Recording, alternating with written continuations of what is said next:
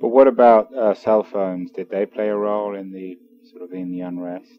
Well, Ukraine has become very technologically modernized. So most people have cell phones. The internet usage is growing. Right. But the use of cell phones in the actual revolution, I mean, there's two different things. There's getting people to protest, and then once the protests are starting, to increase the numbers of people that are on the street. And cell phones were important in helping people coordinate and communicate with each other, but the desire to actually get out there on the street, I think television, the opposition TV station, played a more important role, because there was this feeling of, there's a mass protest that you're watching on television, and it's more powerful when you actually see the images than when you just get an SMS or a phone call saying I'm down in where I come and protest. So I would actually say that television played rather an important role, and it broke through that information blockade that the state had created, this one little independent TV station. So there was one independent TV station and everyone was watching it? Well, as many people as could were watching it, because they were the ones that were actually broadcasting what was really going on. And 4 days into the revolution, journalists staged the protest and refused to broadcast the distorted news anymore. And so there was a journalist revolution, and then all the TV stations started broadcasting what was actually happening. And that, I think, again, contributed to larger numbers of people joining the protests. I mean, there's something about seeing protests as opposed to just hearing about them. I mean, the internet and cell phones played a role in the organizational side of things, because the organizers of the protests were able to sort of communicate with each other, and that bottom-up process that previously was a little more complicated, that really facilitated sort of people from different cities communicating and planning to converge in the capital. But I think there were a lot of different elements to why people protested. And how do you think that the success of the Orange Revolution has changed the nature of media in Ukraine today? That is a really difficult question. I think that many people in Ukraine have been disillusioned with the lack of changes in Ukraine after the Orange Revolution, and that is also very visible in the media sector. The big change is there's no more state censorship. What has not changed, though, is the new elite, the new president.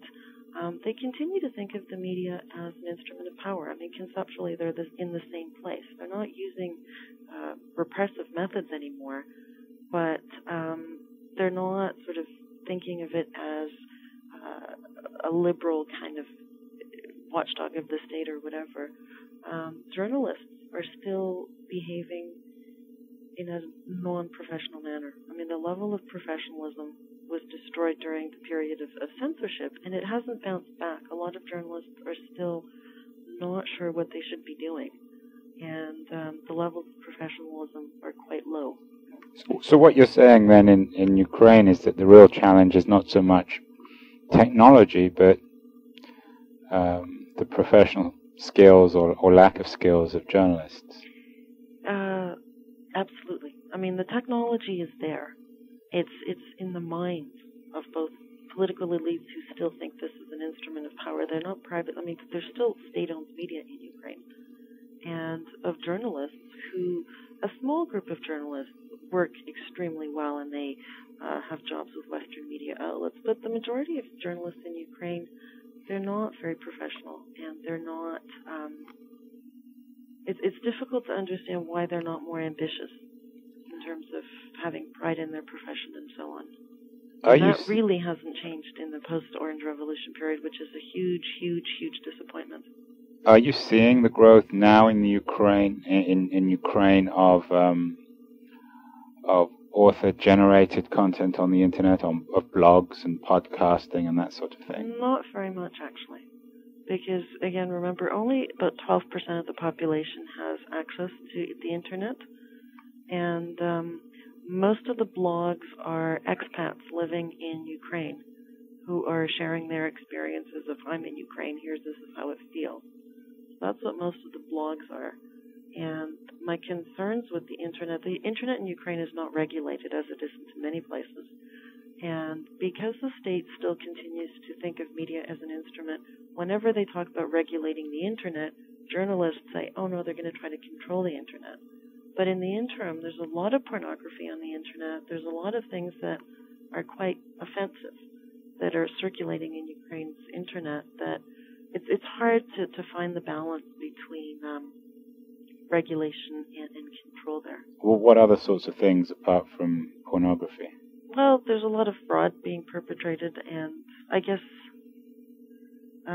something that just strikes me as visiting a lot of websites, because that's how I get most of my information, is the degree of advertising, which I suppose is universal, but news sources are now sort of, having semi-clothed women selling cell phones appearing when you're trying to read the news, which is, I think that's kind of problematic. Do you see also the growth of any extremist nationalist or xenophobic movements springing up on the internet? Not that I'm aware of. I mean, Ukraine's political spectrum has its loony fringe, but they have not really gained a lot of popularity in the mainstream, and I haven't really come across those websites. So no, I don't think that's something that I've noticed as a trend. What would be final question here? What would be your model of a media that you would like Ukraine to grow into? Do you have one? Examples of successful sort of civic medias that you think do a good job? Well, I think that the British broadcasting system is what the Ukrainian state-owned media should be transformed into. There are private TV stations in Ukraine right now. I'm concerned that if they all become private, that we'll have the American commercial model, which I don't think really guarantees free speech. I think public broadcasting is the way to go in Ukraine, but it needs to be done in a way that the public broadcaster is not controlled by the state and adequately funded, so that it is influential. That would be my one big recommendation. I think media models are problematic everywhere. I think the United States media system is not one that I would export to Ukraine. I think the emphasis on commercial media and deregulation has not served this country well in terms of quality information and variety of points of view. Great. Well, Marta, I really want to thank you. It's been a fascinating interview. If people want to get a hold of you or your work, what would be the best way to contact you? My website on the Wilson Center webpage or my University of Western Ontario webpage. And that would be www.uwo.ca, and then just Google my name and that'll take you to my page. And one book that you think would, for people that don't know much about Ukraine but who have been intrigued enough from this conversation to get into it, where would someone start to read about Ukraine? Well, I wrote a book on the early years of Ukraine called Ukraine, Movement Without Change, Change Without Movement, that appeared in the year 2000, which describes all the developments in Ukraine in the first sort of 8-10 years of its independence. And you can get that on Amazon.com. And whose published is that? It was published by Harwood Academic Press, but it's a popular book, not for an academic audience. And any broad history of Ukraine from? There would be two big history books that I would recommend. Magochi, Magochi, Paul Magochi, or Subtelny, Subtelny. They've both written really good English language history books on Ukraine. And again, they're available on Amazon.com. Great, Marta. Well, thank you so much. Thank you.